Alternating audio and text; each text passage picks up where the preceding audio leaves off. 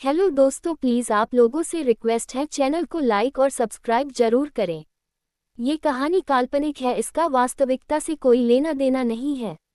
बंजारों के एक मुखिया की बेटी थी श्रृंगारी।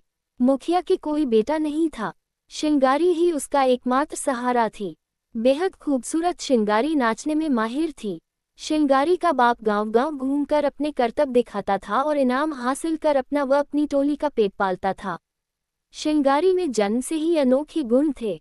17 साल की होते होते उसका नाच देखकर लोग दांतों तले उंगली दबाने लगे थे। ऐसे ही एक दिन बंजारों की यह टोली उदयपुर पहुंची। तब उदयपुर नगर मेवाड़ राज्य की राजधानी था। महाराज स्वरूप सिंह मेवाड़ की गद्दी पर बैठे थे। उनके दरबार में वीर, विद्वान, कलाकार, कवि सभी मौजूद थे। एक दिन महाराज का दरबार लगा हुआ था। वीर, राव, उमराव सभी बैठे थे। महफिल जमी थी। श्रृंगारी ने जाकर महाराज को प्रणाम किया। अचानक एक खूबसूरत लड़की को सामने देख मेवाड़ नरेश पूछ बैठे, कौन हो तुम?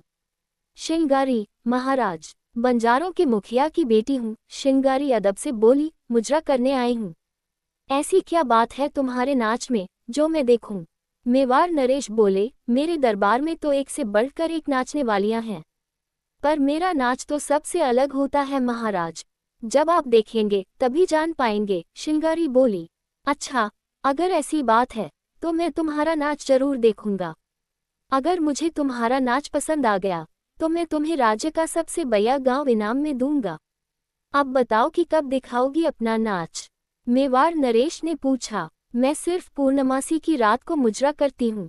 मेरा नाच खुले आसमान के नीचे चांद की रोशनी में होता है। श्रृंगारी बोली, आप अपने महल से पिछोला सरोवर के उस पार वाले टीले तक एक मजबूत रस्सी बंधवा दीजिए।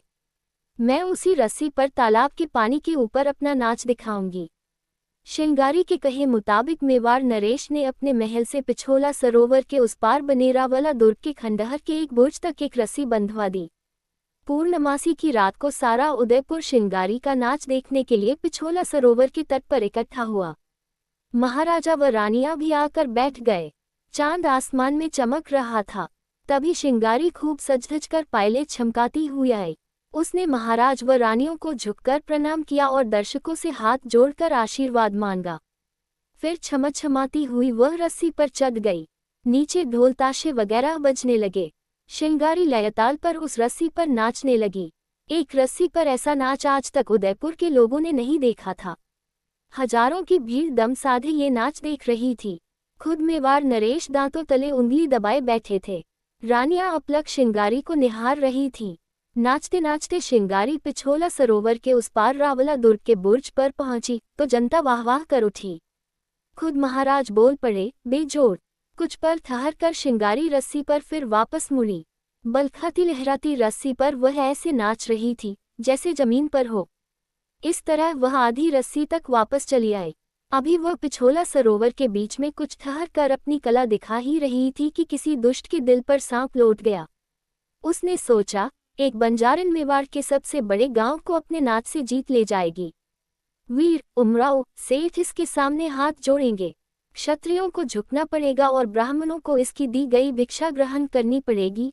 और तभी रावला दुर्ग के बुर्ज पर बंधी रस्सी कट गई।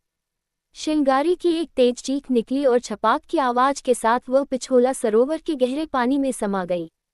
सरोवर के पानी में उठी तरंगे तटों से टकराने लगीं। महाराज उठ खड़े हुए। रानियां आंसू पोंछते हुए महलों को लौट गईं। भीड़ में हाहाकार मच गया। लोग पिछोला सरोवर के तट पर जा खड़े हुए।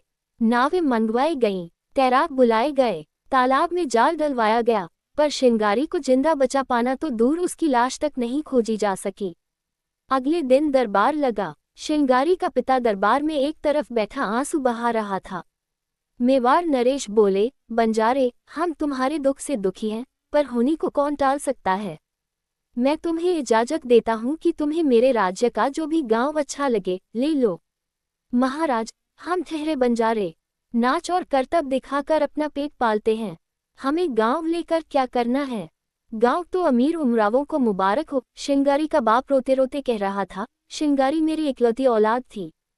उसकी मां के मरने के बाद मैंने बड़ी मुसीबतें उठाकर उसे पाला था। वही मेरे बुढ़ापे का सहारा थी। पर मेरी बेटी को छल कपट से तो नहीं मरवाना चाहिए था अन्नदाता। मेवाड़ नरेश कुछ देर सिर झुकाए आरोप सुनते रहे, फिर तड़प कर बोले, तेरा आरोप अब बर्दाश्त नहीं हो रहा है। अगर तुझे यकीन है कि रस्सी किसी ने काट दी है, तो तू उसका नाम बता। मैं उसे फांसी पर चढ़वाकर उसकी सारी जागीर तुझे दे दूंगा। ऐसी जागीर हमें नहीं चाहिए महाराज, हम तो स्वांग रचकर पेट पालने वाले कलाकार हैं, श्रृंगारी के पिता ने कहा। तो तुम जो चाहो मान लो, मेवाड़ नरेश गरजे। नहीं महाराज, आंसुओं से नहाया बंजारों का मुखिया बोला, जिस राज्य में कपटी व हत्यारे लोग रहते हैं, वहां का इनाम, जागीर, गांव लेना तो दूर की बात है, वहां का तो मैं पानी भी नहीं पीऊंगा। मैं क्या, आज से उदयपुर की धरती पर बंजारों का कोई भी बच्चा कदम नहीं रखेगा महाराज। ये सुनकर सभा में सन्नाटा छा गया। वह बंजारा धीरे धीरे चलकर दरबार से बाहर निकल गया। इस घटना को बीते सदियां गुजर गईं, पर अभी भी बंजारे उदयपुर की जमीन पर कदम नहीं रखते हैं। पीढ़ी दर पीढ़ी बंजारे अपने बच्चों को श्रृंगारी की कहानी सुनाकर उदयपुर की जमीन से दूर रहने की हिदायत देते हैं। कहानी अच्छी लगी तो चैनल को लाइक और सब्सक्राइब जरूर करें। धन्यवाद।